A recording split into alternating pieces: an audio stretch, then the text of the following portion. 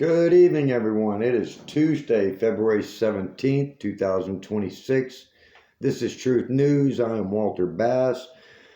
As we are sticking with exposing the government's crimes against humanity, the tactics they use to conduct their crimes against humanity, which is mainly psychological warfare, they do delve into financial warfare, character assassinations, actual assassinations. God rest Charlie Kirk.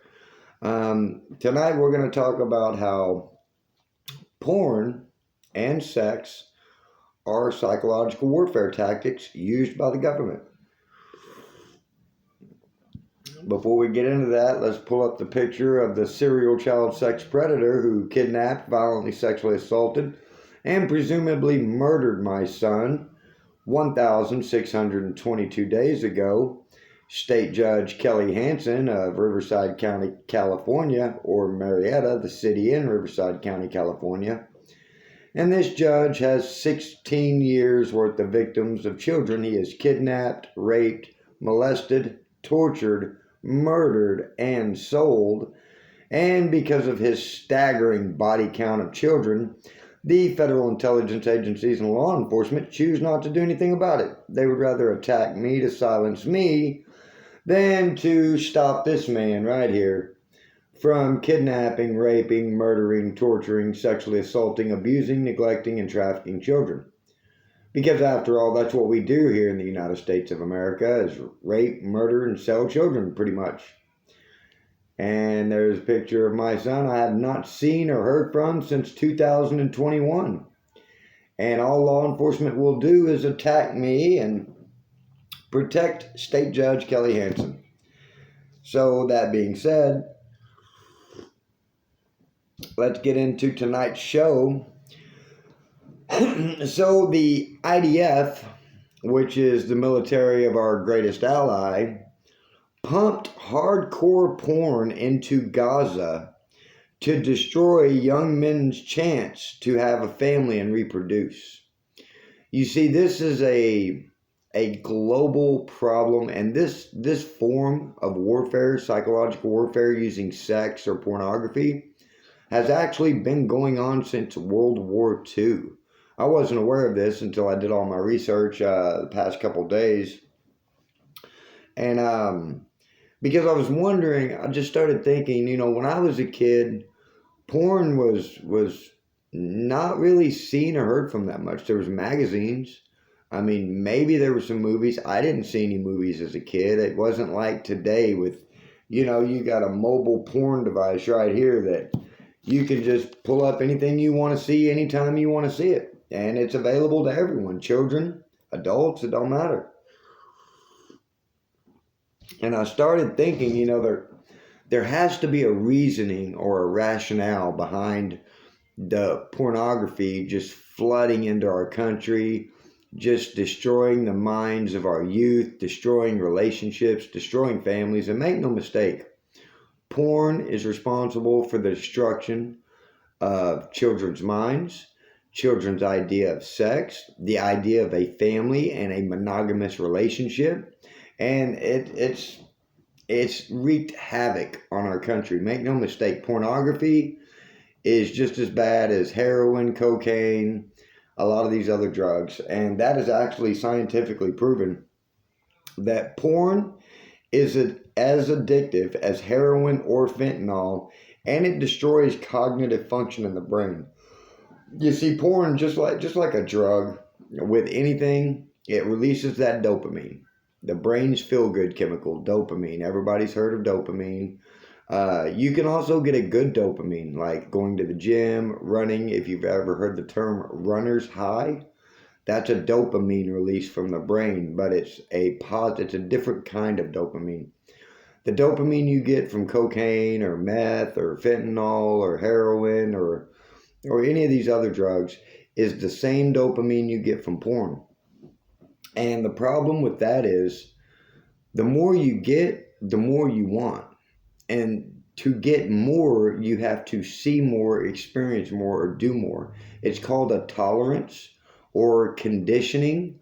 For example, If you start out doing cocaine, it probably just takes a little bit to get you high.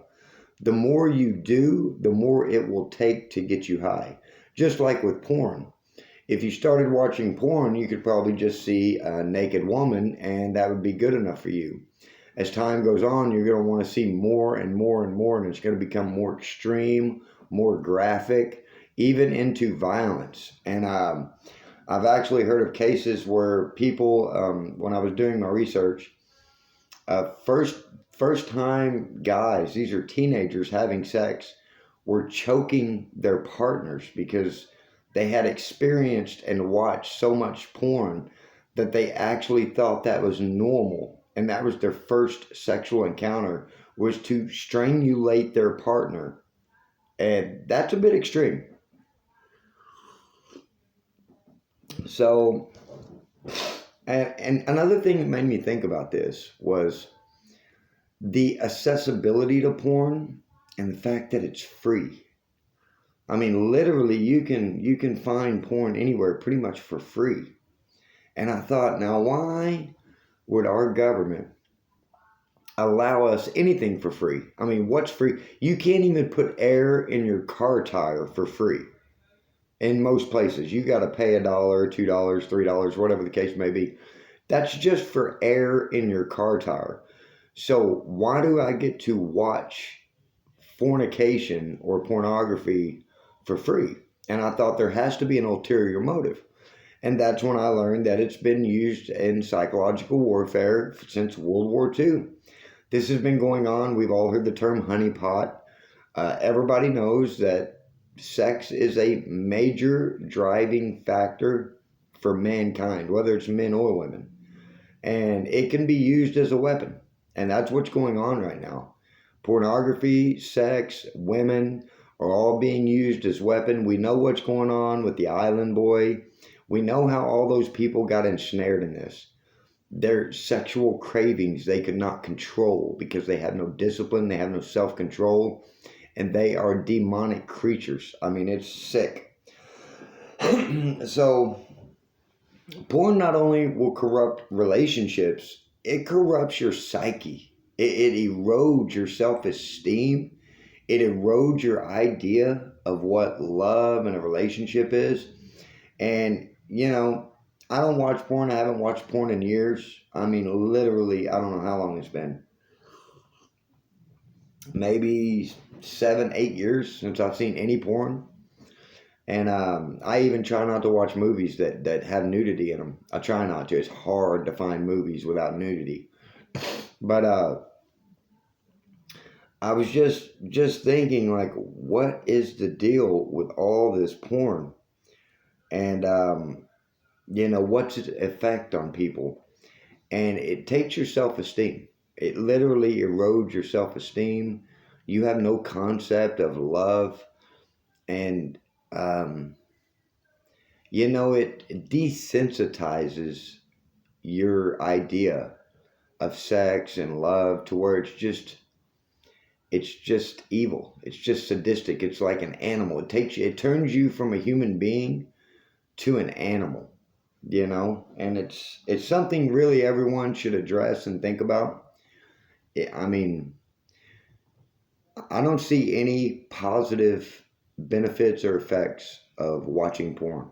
And when I get into some statistics in just a few, it shocked me how many people are watching porn. The numbers, it's an epidemic, and it's a big part of the downfall of our society. And a lot of major societies have fallen due to sexual immorality. I'm talking Sodom and Gomorrah, Rome, a lot of these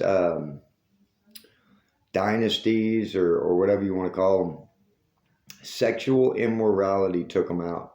The destruction of the family unit, the family structure, the cohesive society, because you need families to have a cohesive society. Otherwise, you're without a family unit, you're not a society. You're just a bunch of heathens running around acting crazy and wild. That's no good. So, and make no mistake, The United States of America is the pornography capital of the world. And if you want to get more specific, San Fernando Valley, California is called Porn Valley because it is the porn capital of the world. And the average age, this is what blew my mind. The average age of a first-time viewer of porn is 13 years old. 13 years old. Children are being exposed to porn for the first time. That's average. Now it goes as young as 5 years old. What would pornography do to a 5-year-old child's mind? How would it warp it, change it, skew it? And even at 13, I mean, do you think any 13-year-old should be viewing pornography? Especially some of the sick stuff they have out online today. It's disgusting. So these are some statistics that just blew my mind. Ages 12 through 25 average nearly 20 minutes of porn a day. 20 minutes a day. My workout is twice that. I work out about 40 minutes a day. So if I took my workout, cut it in half, and used that 20 minutes to view porn every day, and this is conditioning. This is what I say is ruining the psyche and the self-esteem, the confidence, the whole idea of a relationship, monogamy, family. If you just sit and watch other people have sex for 20 minutes a day, every day, what do you think that's going to do to your idea of a relationship or love or even what you're looking for in a partner? I would imagine it would change what you're looking for in a partner from someone you can, have a conversation with, someone who respects you and someone you enjoy doing fun things with, whether it be reading, camping, hiking, or boating, whatever, museums, parks, whatever. I would imagine it would take all of that, discard it, and replace it with just the look of a woman naked. I mean, let's be realistic. The looks are going to fade. I don't care who you are. Even these Hollywood actresses, the Demi Moores and the Sandra Bullocks, have you seen these women lately with the plastic surgery? They are disgusting looking. It's gross. They just can't age gracefully. They just keep going to the plastic surgeon. They look hideous. So, now porn reshapes neural pathways and hijacks the brain's reward system. And that's how it's addictive. When you get that dopamine hit, just like with drugs, just like with anything, when you get that dopamine hit, when it goes away, you want it to come back. You want more. So you keep going more. So if the average 12 to 25-year-old is looking at 20 minutes a day right now, they do that for a couple of years. It's going to go from 20 minutes to 40 minutes to an hour, and it's going to take over their life. Just like with any addiction. Addictions take over your lives. Nobody started out an alcoholic and started drinking a case of beer a day. Nobody started that way. Everyone started with one beer, one hit, one snort. Everyone started with one, and over time it accumulated and accumulated. And it's the same thing with porn. Anyone who's watching even 5 minutes a day, if you do it consistently every day, it's going to accumulate, and you're going to need more, and you're going to want more, and you're going to get more because it's available to you anywhere, anytime, right there. And the fact that it, redesigns your neural pathways in your brain tells you how dangerous, addictive, and effective it is for a psychological warfare, for a psychological tactic. So, there's a saying, despise the free lunch, which means if someone invites you out for a free lunch, they got an ulterior motive. There's a reason. And believe me, there's a reason this thing right here can give you access to so much filth and garbage and just stuff you should not see or hear, period. So I want to remind everyone with these phones, you got to be careful with this. This thing is a weapon. I mean, you think it's just harmless, it's just screen time. This thing will take over your brain, it will take over your life. These games on here, the pornography on here, the videos on here. You got to be careful with these things. Be responsible. Have some self-control. Be mindful. Think about what you're going to put into your brain. You know, have a filter. Have some morals. So, excessive dopamine releases desensitizes the brain. So, and that's just what I said earlier. You know, the more you're exposed to violence, the more it becomes acceptable to you, just kind of normal. And this porn has become normal. Like OnlyFans has become normal. Is it normal for a woman to do nasty things in front of a camera for money? To me, that's not normal. I would never date anyone that does that. I would never even want them around me. Because that tells me, what else will you do? If you're willing to do that for money, what else will you do for money? It's disgusting. 63% of men, 63% of men view porn at least once a week. At least once a week. That's more than half. 63% of men. In 2022, they conducted a survey, and they asked teenagers how many had viewed porn just in the last week. 71% of teenagers, almost 3 out of 4 teenagers, had viewed porn just in the last week. That's a major, major problem. You could be reading books. You could be exercising. You could be watching Jordan Peterson. You could be watching something else. You could be doing something besides that. And like I said, if it starts with 5 or 10 minutes, it's going to grow. It's an addiction. It has the same impact and effect on the brain as drugs and alcohol. So I started thinking about this, and I had a feeling. I had a feeling that I knew where a lot of this porn was coming from. Our greatest ally. That was my gut feeling, my intuition and discernment. Had a feeling. I started researching, where did all this porn come from? When did it start? Al Goldstein. Goldstein. Sound familiar? That his last name, Goldstein. You know any other Steens? Al Goldstein said that our greatest ally make porn because they think Christ sucks. Let me repeat that for you. Al Goldstein, who's known as the father of porn or the king of porn, by the way. He started porn in 1968. He started a magazine called Screw Magazine in 1968. And he said that our nation's greatest ally, aka AIPAC, aka Netanyahu, aka Ben Shapiro, Mark Levine, all of these people make porn because they think Christ sucks. That's a direct quote. You can look that up. Al Goldstein, godfather of porn. So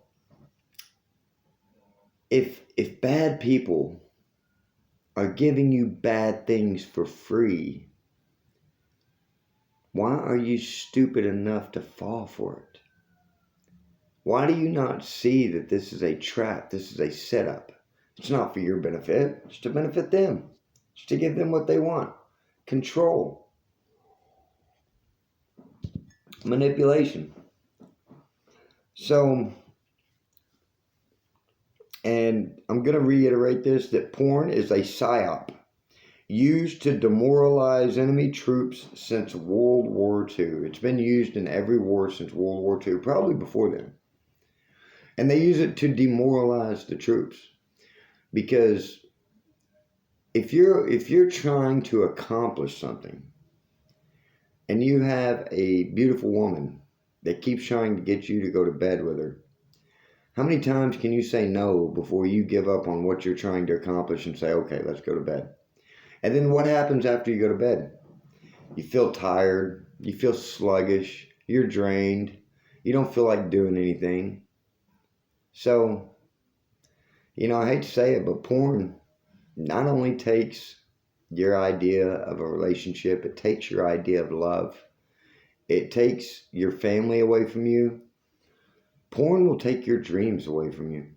There's a lot of men who have severe porn addictions that have lost everything due to porn.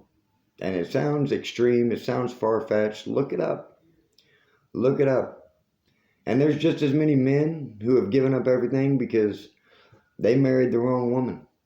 And they married her for one reason and one reason only. And it wasn't because she was a good woman. It's because she was good in bed. And that's all they cared about. And they ended up, losing a lot. So keep that in mind. Now, our NSA, the National Security Agency, used porn in Iraq, and our intelligence agencies refer to the 3 big P's: porn, propaganda, and prayer. And what that means is, this is our own this is the United States intelligence agencies. When it comes to psyops, they call it the 3 big P's: porn, propaganda, and prayer. And they're using prayer to infiltrate our churches. The TPUSA, the Greg Laurie of Harvest Church, our churches are being infiltrated by our intelligence agencies to manipulate us, and they are using the word of God to run psyops on people, to brainwash people, and to turn people away from God. That's a fact. They're using porn to destroy the family unit, to prey on people, to demoralize people. They're using propaganda on a scale I've never seen before. There wasn't propaganda like this when Hitler was here. There was not. Now, don't get me wrong. Hitler used a lot of propaganda. And I believe it came from our greatest ally. I believe a lot of that was staged for them to get their own nation, to get what they wanted out of the deal. See, our greatest ally has a pattern of behavior of actually being the aggressor and being on the offense while simultaneously playing the victim. See, that's how they get what they want, because they're actually doing the offensive, using a third party, using our government, using another country's government.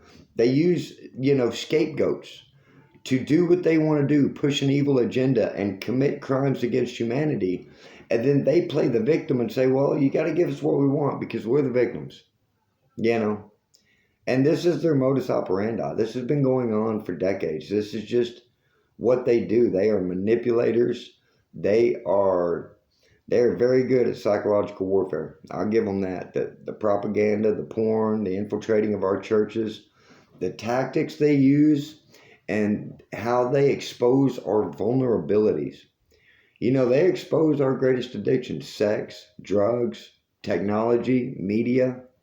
They infiltrate all of it, expose it, and turn it into a weapon to use against us.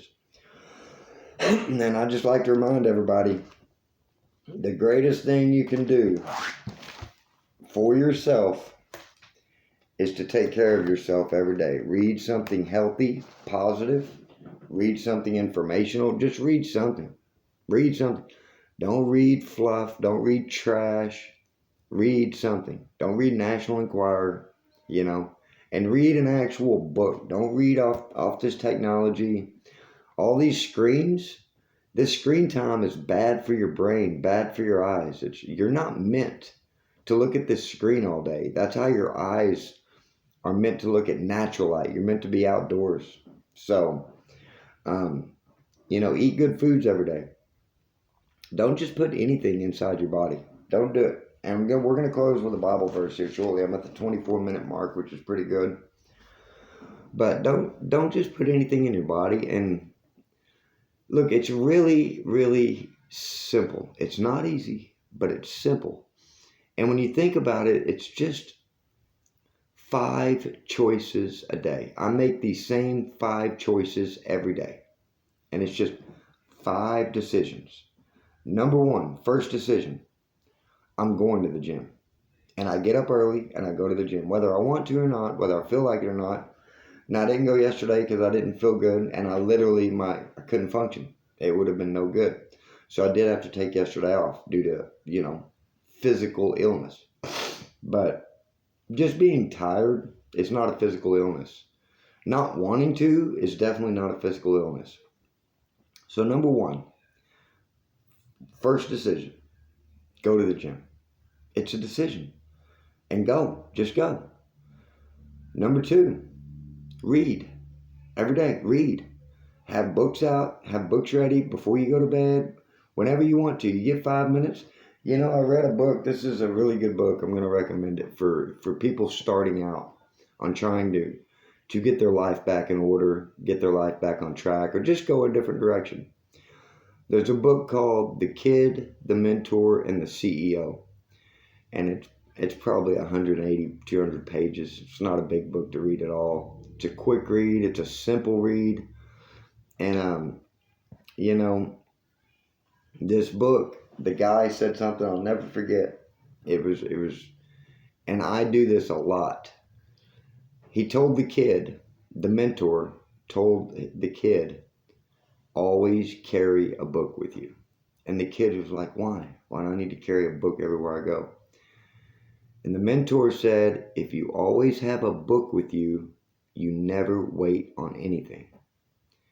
And I thought about that, and I thought, he's right. If you have a book to read, when you have to go somewhere, when you have to go to the DMV, when you're in line, or when you're doing something, if you have a book, just read it. Read a couple of paragraphs of your book. Read a page or 2 of your book, and you're not waiting. You're reading.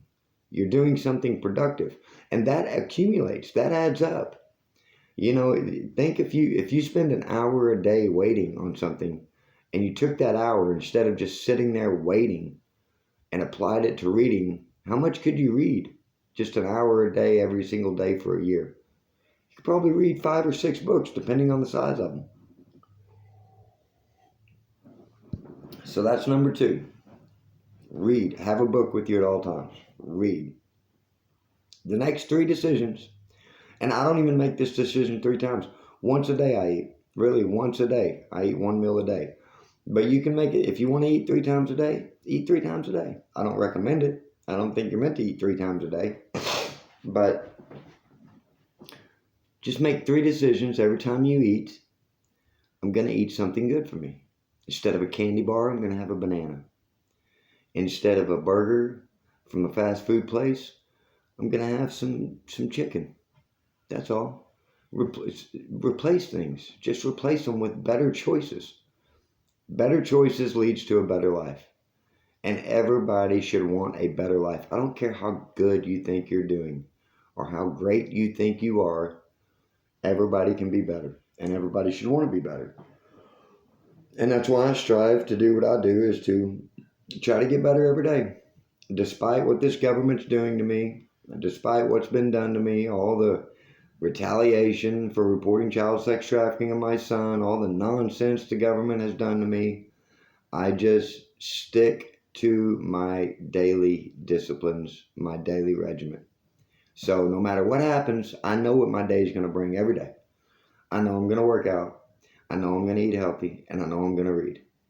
Now, what happens around that? Who knows? Who knows what could happen? Maybe a flat tire. Who knows? Work, not work, whatever the case may be. But I know those things are going to happen every day, no matter what. And that keeps me grounded, and it keeps me focused, and it helps me maintain a healthy life in this world of chaos we are living in.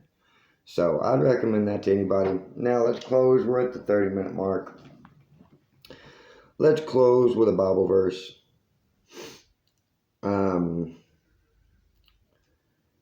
Let's go with 1 Corinthians 6. Let's start at 18. And this is about pornography in the Bible. And I'm going to read it from 2 different Bibles because I'm sure it's going to be a little different in both Bibles. So let me pull it up in this one too. I got 3 Bibles here, a couple of different versions. So there it is. 1 Corinthians. Because some Bibles read it in kind of Old English, and some Bibles give it to you in plain English. So I want to try to give it to you both ways to help you understand it. So let's start with this is my John MacArthur Bible. So 1 Corinthians 6:18, flee immorality. Every other sin that a man commits is outside the body, but the immoral man sins against his own body. Or do you not know that your body is a temple of the Holy Spirit who is in you, whom you have from God, and that you are not your own? This body is not who you are as a person, as a personality, as a spirit. This body is what your spirit lives in. But what happens is when you start doing bad things to your body, it corrupts your spirit. You see, any other sin you do is outside the body. You can deal with that. But when you start sinning with your own body, when these women start doing this OnlyFans and this prostitution, what it does to their psyche, what it does to their self-esteem, their self-worth, there's no coming back from that. There's no coming back from that. There are things that you cannot recover from. There are things that just stick with you forever.